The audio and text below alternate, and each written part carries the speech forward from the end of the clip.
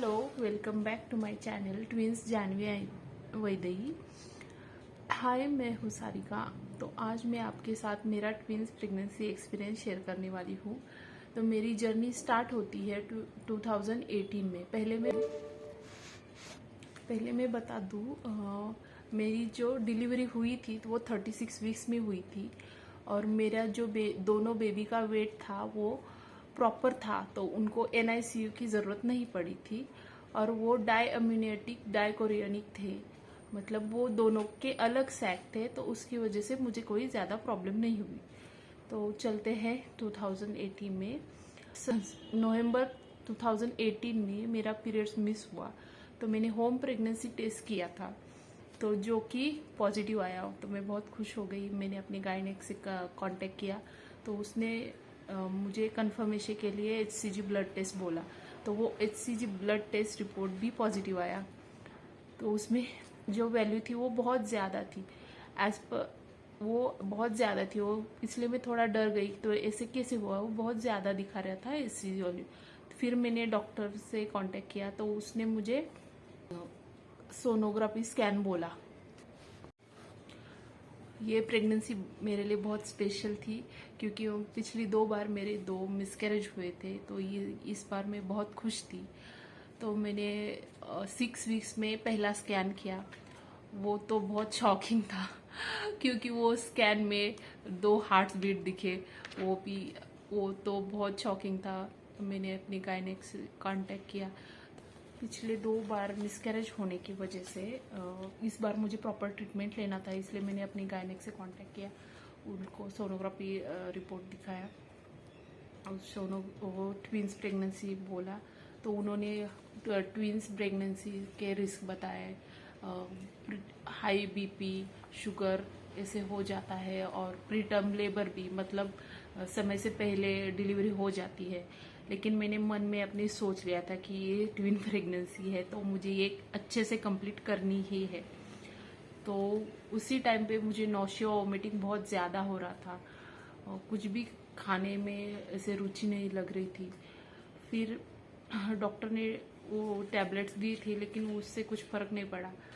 तो 2-2.5 महीने के बाद फिर से एक प्रॉब्लम आ गई, और फिर ब्लीडिंग चालू हो गया। तो मैं बहुत डर गई। मैंने फिर गायनेक से कांटेक्ट किया, तो उन्होंने बोला ये ट्विंस प्रेगनेंसी में कॉमन होता है ब्लीडिंग। वो रीज़न तो नहीं बताया, लेकिन वो कॉमन होता है, किसी को होता है ब्लीडिंग, किसी को नहीं होता है। लेकिन मुझे यकीन नहीं था, क्योंकि मेरे साथ ये पिछली बार 2 बार भी हुआ था। इसलिए मैंने डॉक्टर से रिक्वेस्ट किया कि एक बार चेक करते हैं बेबी सेफ है या नहीं। फिर वो मैंने स्कैन किया, तो मैं रिलैक्स हो गई क्योंकि वो हार्ट बीट वगैरह सब नॉर्मल था। तो ये इसी तरह मेरा फर्स्ट ट्राइमेस्टर कंप्लीट हुआ।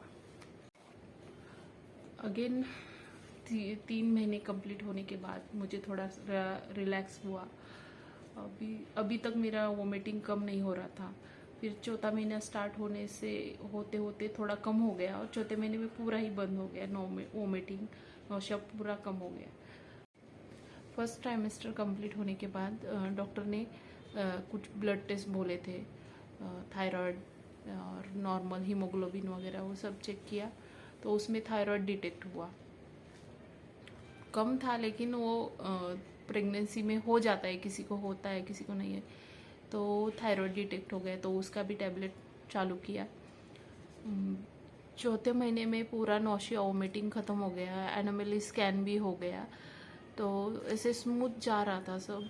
और ब्लड टेस्ट में थायराइड डिटेक्ट हो गया, तो उसके भी टैबलेट चालू कर दिया मैम ने। और 6 मंथ में फिर से ब्लड टेस्ट बोला, क्योंकि ये थोड़ा सा स्किन मेरा पेल दिख रहा था। तो मैम ने हीमोग्लोबिन चेक करने को बोला, तो हीमोग्लोबिन 7 आया। तो फिर से नई प्रॉब्लम, फिर से मुझे बोला गया कि अच्छे से हीमोग्लोबिन कम की वजह से मुझे प्रॉपर डाइट फॉलो करने के लिए बोला, क्योंकि ट्विंस है ना, तो वो उनको बहुत ज़्यादा कैलोरीज लगती है। तो नॉर्मल बेबीज़ में 300 कैलोरीज पर डे लगती है। ट्विंस में उससे ज़्यादा है लगती है। इसका मतलब नहीं है कि आप डबल खाओ, ऐसे नहीं है, जितना है उतना ही है, पेट भर के खाना है, इतना ही। मेरे जो ट्विंस थे वो डाइकोरियनिक डायम्नियोटिक थे, मतलब कि 2 अलग अलग प्लेसेंटा थे और 2 अलग अलग सैक थे। इसकी वजह से मैम ने मुझे 4 वीक में एक बार स्कैन बोला था, बट वो बाद में ब्लीडिंग वगैरह स्टार्ट हो गया, इसकी वजह से हर 15 दिन में मुझे स्कैन बोला गया था। तो नॉर्मली जो सिंगल प्रेगनेंसी होती है उसमें इतने ज़्यादा सोनोग्राफी करने की ज़रूरत नहीं पड़ती, लेकिन जो ट्विंस प्रेगनेंसी है उसमें 15 दिन या 1 महीने में तो करनी पड़ती ही है। दो टाइप होते हैं, एक मोनोकोरियनिक मोनोअम्नियोटिक सैक, मोनोअम्नियोटिक, दूसरा है डाइकोरियनिक डायम्नियोटिक। तो डाइकोरियनिक डायम्नियोटिक जो होता है वो दो अलग अलग सैक होते हैं, 2 अलग अलग प्लेसेंटा होते हैं, तो उनमें कुछ प्रॉब्लम नहीं होता है। जिनके मोनोकोरियनिक मोनोअम्नियोटिक है, मतलब उनको एक ही प्लेसेंटा शेयर करते हैं और एक ही सैक में होते हैं, उनको मोनोकोरियनिक बोलते हैं। तो उनके लिए हर 15 दिन में स्कैन करना बहुत ज़रूरी होता है। और उनका प्रॉब्लम ये होता है कि एक ही प्लेसेंटा होने के कारण एक बच्चा कम बढ़ता है, एक बच्चा ज़्यादा बढ़ता है, तो वो बहुत रिस्की प्रेगनेंसी मानी जाती है, इसलिए उनको 15 दिन में स्कैन कराना पड़ता है। तो मेरा जो था वो डाइकोरियनिक डायम्नियोटिक सैक वाला था, मतलब 2 अलग अलग सैक थे, 2 अलग अलग प्लेसेंटा थे, इसकी वजह से प्रॉपर वेट उनका बढ़ रहा था।